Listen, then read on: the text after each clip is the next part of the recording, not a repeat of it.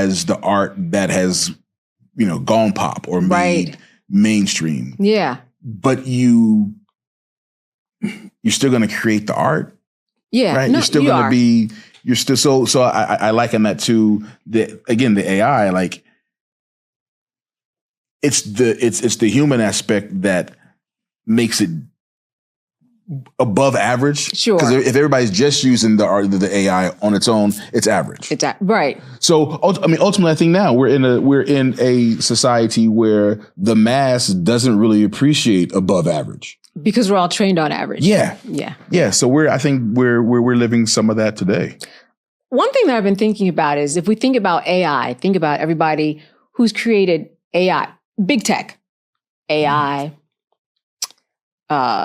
Any social media platform, whether it's Zuckerberg or whether it's Elon Musk. You've got OpenAI, Sam Altman. Then you've got Bill Gates at Microsoft. Then you got all these people. What's common about all these people? So you really are boiling it down to about 6, 7 white men who are creating how we are thinking and interacting with each other. That non-diversity can't be good. That's the way they want us to think. This is the reason why everybody's feed looks the same. It's going to look the same now if our phones are within reach. Now we're all thinking the exact same thing. That diversity thought is going to kill us. Well, or the non-diversity thought. You can't control a people if they're all thinking for themselves. Right? So yeah, it's all by design. It's so funny because the older I get, the more the Matrix movie makes sense. You are so right. Like when I first saw it, I was like, that's so deep. It's so powerful. This is great. But now you see its application. Big difference, right? Yeah. No, it is. Yeah. And but that's kind of reflective of the world that we live in, which is why we don't have diversity of thought.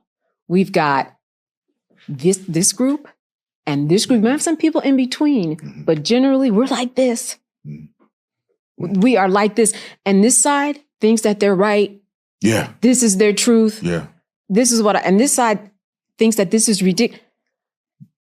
I think a lot has to do with social media. I really do. It has been training us for years. And if you look at the person or people behind the curtain, it's all the same. Yeah. Now, do I think that was intentional? No, these are people who have come from different decades and different times. Bill Gates was decades ago and this and that. You said no? You don't think it's intentional? No, I don't think that those 7 men got together. Why? You have other thoughts? Because I think there's a certain group of people who think, like, do you have a 5 or 10 year plan? I do. Yeah. Okay. There are people who have 100-year plans. Okay, I see where you're going. I see where you're going. Right? Okay. So I don't know if it's I don't know if it's less than a concerted effort, an overall concerted effort. I see what you're saying. That's kind of a common thread that happens to be the same because they all come from the same fabric. I see what you're saying. There's that a power pattern. base. Okay, there's power base. And that power base is generational. It's passed down from generation. And it looks and sounds the same. Yeah. Okay. Yeah. That I agree. Yeah. Yeah. Like we talk about the 1%. Yeah. There's always been a 1%. Like when you think about they were called the planter class. Right. The plantation owners. That's right. Right. There's always been a 1% versus the 99%. So where does that leave us? What do we do? There's always that conversation about fighting against hopelessness. And I mean, for me, it's often a common